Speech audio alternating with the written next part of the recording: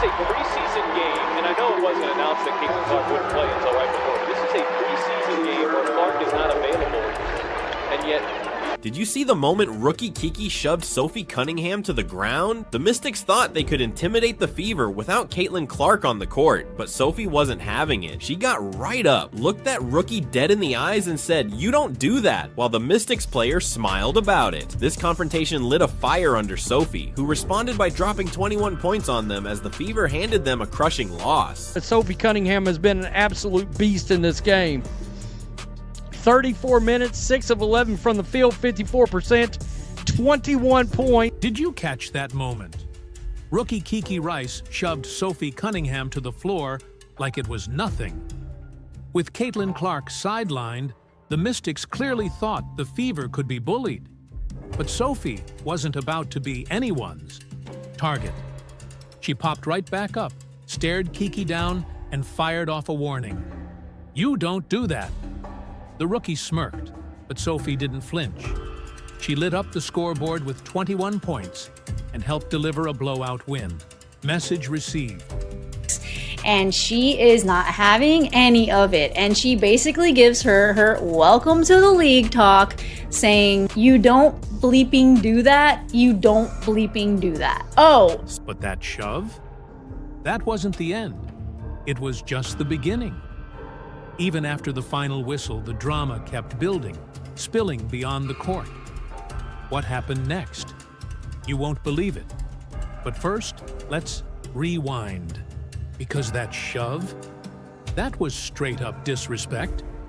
A rookie, in preseason, sending a veteran to the hardwood, out of bounds. Right there, you can see Sophie telling her, after that flagrant, "You don't mother effing do that. You don't mother effing do that." This wasn't part of the play. This wasn't hustle. It was pure, calculated aggression. A rookie trying to make a name for herself the wrong way, by crossing a line she hadn't earned the right to approach. And that's Kiki Arafin, and I got to tell you, here we go with the smiling like you've done. I don't get it. This is the worst part of the WNBA. It is. A ton of reaction. The smiles afterward, let's get negative. And that's why Sophie's reaction meant everything. She didn't hesitate. She stood up, looked Kiki dead in the eye, and set the record straight. You don't do that. The entire game shifted. That one moment changed everything. It wasn't just about basketball anymore. It was about pride, respect, and defending your ground. Interview 5. Then came the smirk. Kiki smiled after shoving Sophie. Not an apology. Not even regret. Just a grin like she enjoyed it. That one expression said it all. This wasn't about competition. It was about ego and disrespect. And fans saw it loud and clear. It's crazy. Look at this comment. "She's not fazed one bit by that spray tan MAGA bitch." Here we go. Need Kiki to whack her again. Guys, it's where we're at. I mean, what are we doing? That's when Dewana Bonner stepped in. She went straight to the Mystics bench and confronted Brittany Sykes, calling out the rookie's behavior. Bonner made it known. The Fever weren't going to let this slide. They had each other's backs. Meanwhile, the Mystics acted smug, like they thought Caitlin Clark's absence made the Fever vulnerable. But they picked the wrong team to test. And the retards, as I like to call them, the RAHTARDSs, they are already now attacking Sophie Cunningham. Oh, they're mad. The MAGA Barbies got them angry. They're cheering on violence against this basketball player. The internet exploded. Fans lit up Twitter, Instagram, and comment sections, calling out the Mystics for dirty play and poor sportsmanship. "This isn't how rookies earn respect," one fan wrote. "This is how you get exposed." But we're right back where we were last year, folks. The season just started, and I mean, I guess we're going to have wars again. I mean, seriously, this league it's really crazy. This wasn't tough basketball. It was a rookie chasing clout with a cheap shot. But Sophie? She reminded everyone why she's one of the most respected names in the league. She stood her ground and sent a message. There's an itutidia, unspoken code among pros, and Kiki shattered it. But Sophie wasn't going to let that go unanswered. She didn't just respond with words. She let her game do the talking.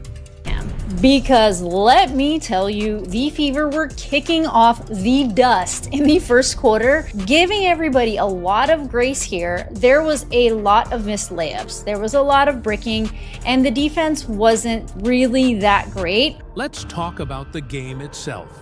Because, believe it or not, the Fever came out flat. They looked lost without Caitlin Clark on the floor. But listen, the Mystics had a ton of picks. In the WNBA draft, they got a lot of high picks. They got Kiki Iriafen, they got Sonia Citron. She started today, Sonia Citron, and Sonia Citron looked good. That's right. The Fever started the game down 24-13. Their defense collapsed, their rhythm was gone, and the Mystics took full advantage. It looked like Indiana was heading toward a blowout loss. But as we're about to see, the story was far from over. They started out with Sid Colson running the point, and that really wasn't working out. I mean, Steph White was like, she kept putting Sid in too. And at a certain point in like the third quarter, I was wondering, like, is she going to try out any of the rookies? Because Sid was definitely not making a difference pretty much whatsoever to the Indiana Fever.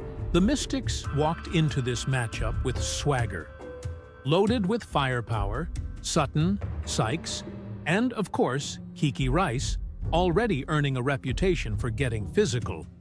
They spotted Caitlin Clark on the inactive list and immediately shifted into celebration mode. You could see it on their faces.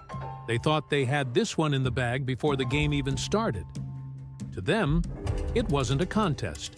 It was a coronation. The wayside.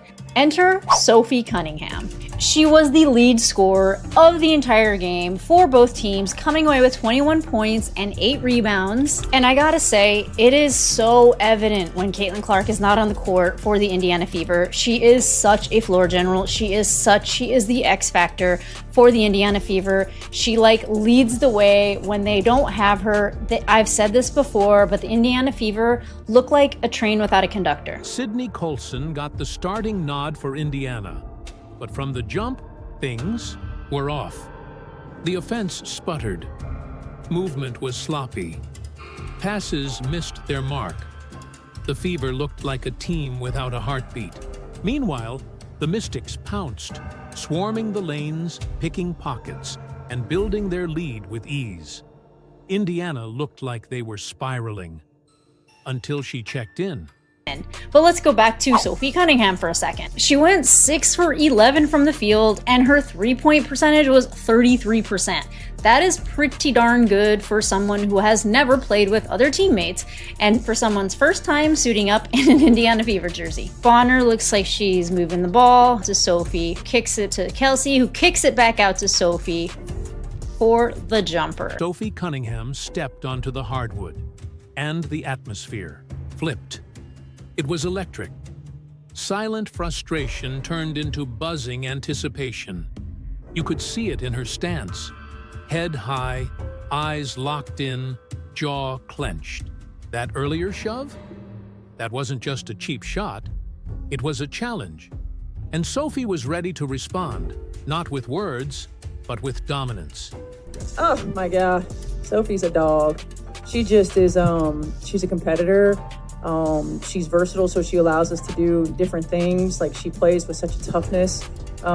She's huge, and she's going to be for us all season long. But what she brings from an energy standpoint, she raises the level of play of everybody around her as soon as she steps foot on the floor. Hell, even on the sideline. I mean, her communication, everything. She's definitely an X factor. She's a dog, plain and simple, said Coach Stephanie White.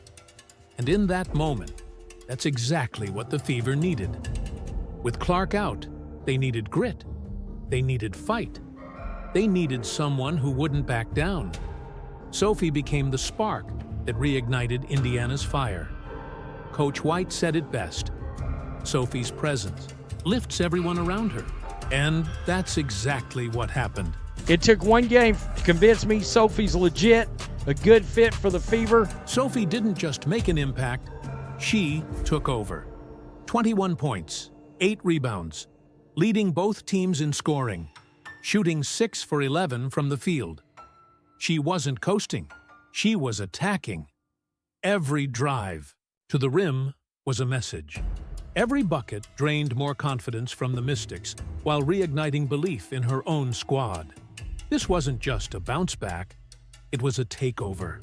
Kelsey Mitchell was also sort of getting acclimated again, but she did have the ball in her hands a lot. And she was She didn't score anything in the first quarter, and she shot a lot. Even Kelsey Mitchell, who had a rough first quarter, started feeding off Sophie's fire. She began to move with purpose, finding lanes, making smart cuts, hitting shots. Together, Mitchell and Cunningham became a 1-2 punch the Mystics didn't see coming. The game had changed, and Indiana was no longer playing catch-up. They were coming for the win.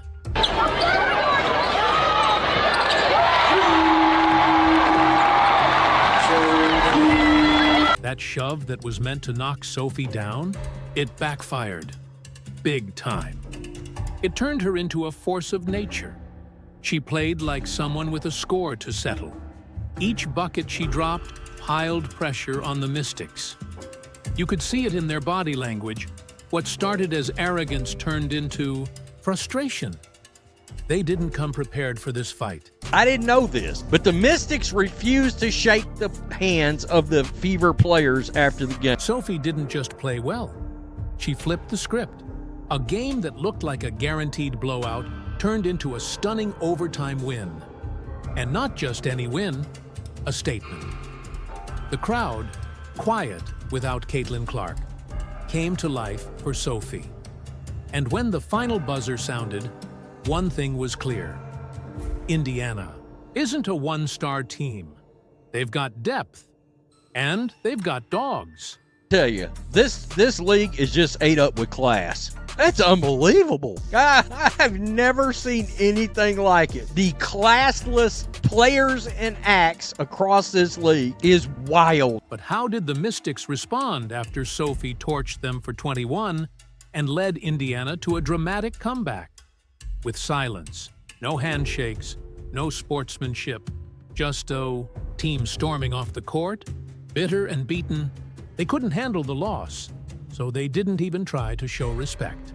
Well, it shouldn't be a surprise that we saw what we saw during the Mystics Fever game from the team that's owned by Sheila Johnson herself, of course, Mrs. Why Not Put the entire WNBA on the cover of Time magazine since Caitlin Clark got Athlete of the Year during a very race-driven, let's just keep it real, hatefully race-driven CNN interview not that long ago, just a few months ago, that happened. It was more than a sore loser moment. It was a reveal of their true character. They came in trying to intimidate. They failed. And instead of owning the loss, they walked away like cowards. No post-game respect, no acknowledgement, just bitterness. One of the most disrespectful acts we've seen in the WNBA, and fans noticed. So last night we read Time magazine where Caitlin Clark was named Athlete of the Year. Why couldn't they have put the whole WNBA on that cover and said, the WNBA is the league of the year because of all the talent that we have? When you zoom out and look at the bigger picture, the root of the Mystics' attitude becomes impossible to ignore. It starts at the top, with owner Sheila Johnson. Her energy has flowed through the organization like a poisoned river, tainting everything it touches. That post-game disrespect?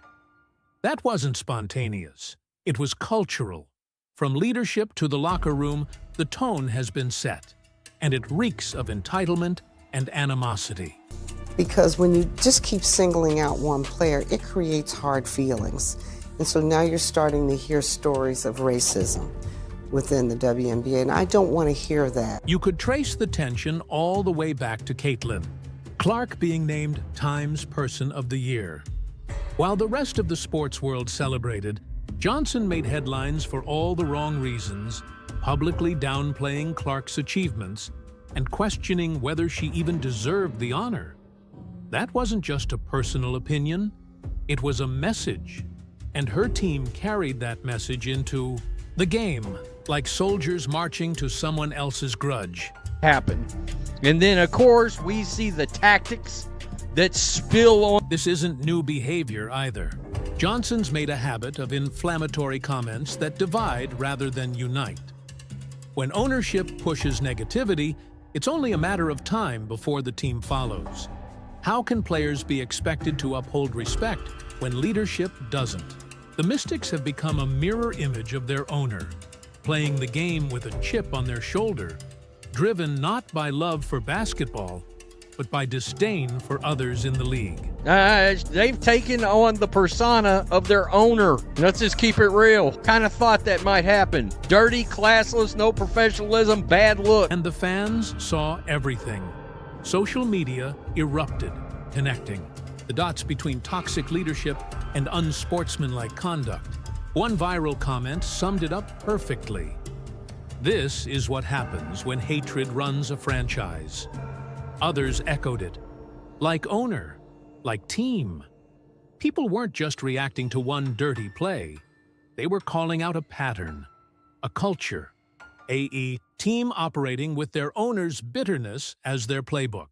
It's one thing to be physical. It's another thing to be slinging people on the floor, basketball court, and all this kind of stuff. And that's where it starts taking a turn. The contrast couldn't be more obvious.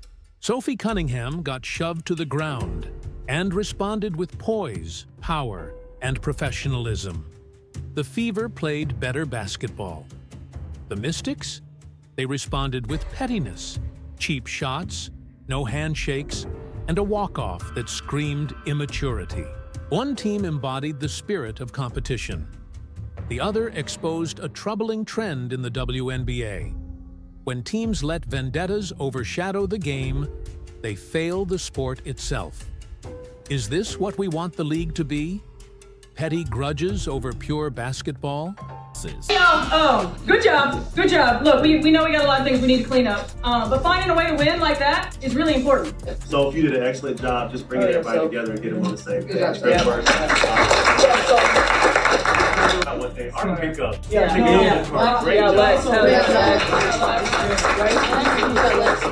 The end, Sophie Cunningham gave them exactly what they deserved. 21 points of pure payback. Coach White called her a dog, a competitor who lifts everyone around her. And that's exactly what she did. The Mystics came to bully. They left humiliated.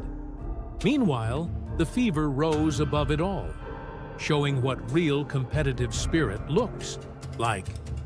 This game wasn't just a preseason showdown, it was a wake-up call.